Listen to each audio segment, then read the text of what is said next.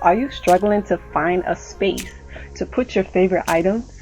Or better yet, do you have books stacked up, waiting for that final destination? Yeah, I know, I do too. But maybe you want to declutter your home and have a place where you can put those things?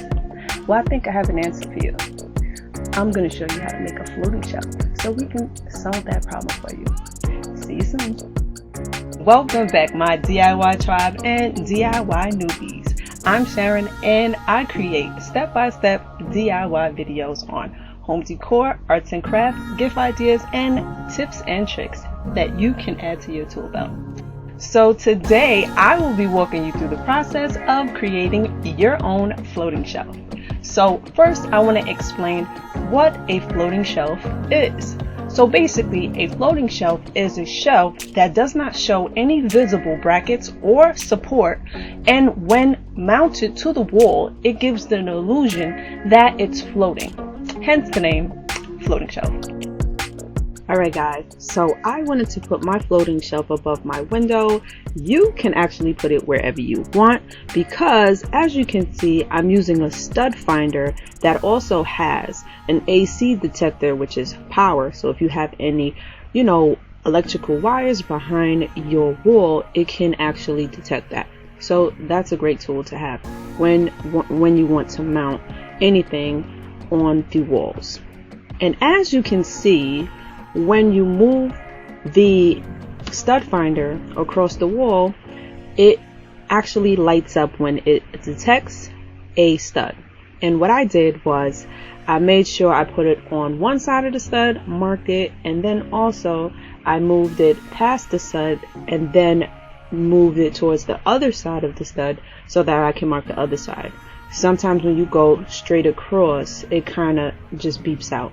So I like to start on one side, mark it, and then move past the stud and then go backwards so I can get the back side of the stud. My walls is kind of bumpy. It's like somewhat popcorn, but who knows what it is, but it's very bumpy, so it gave me a little of a hard time to move my stud finder across the wall. So if you have smoother walls, it will be way more easier for you. So the floating shelf brackets that I had was 6 inches long. The plate was 2 inches wide and 1.5 inches height.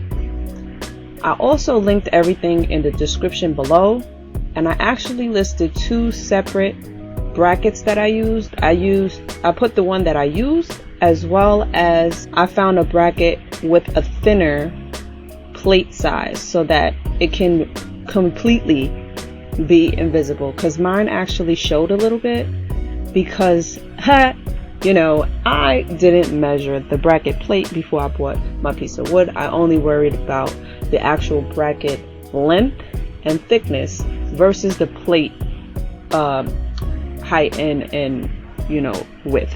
So whenever you're doing a project, make sure you take in account all of the measurements, the length, the plate size, everything. So if you use the same wood plank that I used, you actually can buy a thinner bracket plate, which I linked below. I wish I had that. But anyhow, so a little FYI, if you didn't know already, usually studs are 16 inches apart from each other. Yeah, I learned that in carpentry school, so just to get a little dab on it, I just wanted to give you a little jewel just in case you didn't know. But as you can see already, I mounted 2 of my brackets on the wall, and the way I did that was when I marked exactly where I wanted all of my brackets to go, that's how I knew where the first one was going to be placed, and I drilled that in. And in order to balance both of the brackets, I put a 2-foot level across both brackets, and I marked it, pre-drilled the holes, and then mounted that bracket. And I did this all the way across. The only thing I would tell you to look out for is the fact that maybe the brackets could be off a little bit. So what you really want to do is make sure not only your plates is level, but your bracket, that the protruding bracket is also level. And further on in the video, you'll see me trying to level out all of my brackets, and I realized that the third one was a little off, and then later on I had to fix it. So I just want to be transparent with you guys when I do my DIY projects, and everything will not go the way you want it to go, but at the end of the day, when it gets done, it gets done. So I just want to encourage you guys to always try to do these projects, even if it might be a little hard for you, because once you do your first project, the next one will be easier as you go along. So while I was at Home Depot, I found the perfect plank. It was 1.25 inches deep, 8 inches wide, and 8 feet long. And my friend here was able to cut it for me. So for those who do not have any circular saws or power tools, no worries, they will cut it for you. Just know what size you need and they will handle it.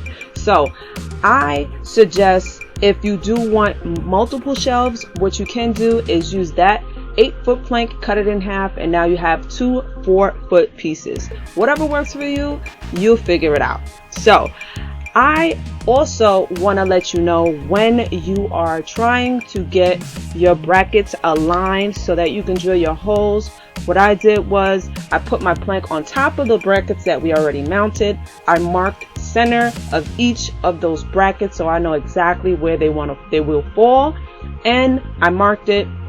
Then I made sure that I marked center of my plank and marked exactly where the holes were going to be, so that when I drill my holes, everything will line up perfectly and there won't be no issues. So another thing, when you're drilling your holes for your brackets, do know you may, if you're not using the right drill bit, you can go all the way through your board.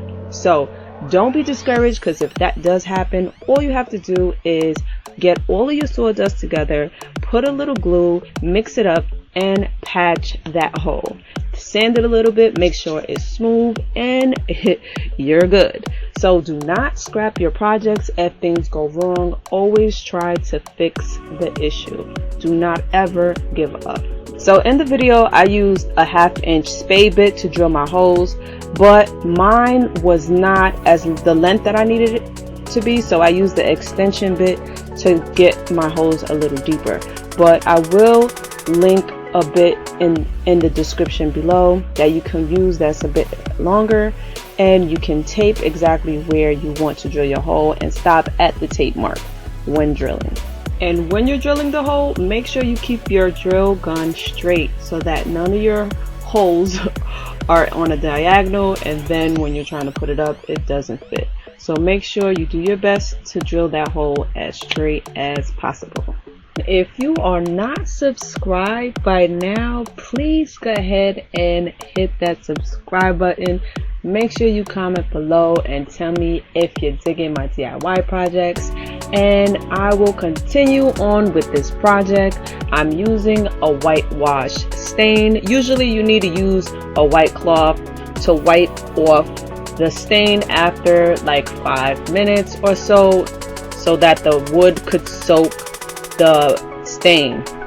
But I put it on a little too thick and it got a little sticky. I had to sand it off a little bit and do it over again.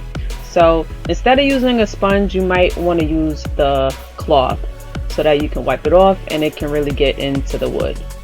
But yeah, so far I like the project. I'm enjoying it. I hope you guys are enjoying it. Stick to the end so that I can show you the final product, and let me know what you think and if you would try it out. Thank you guys.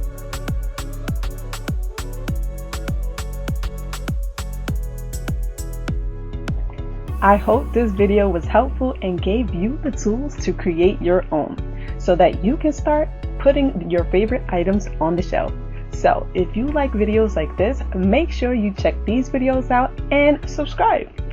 Come back so that you can get more creative projects like this one. See you soon.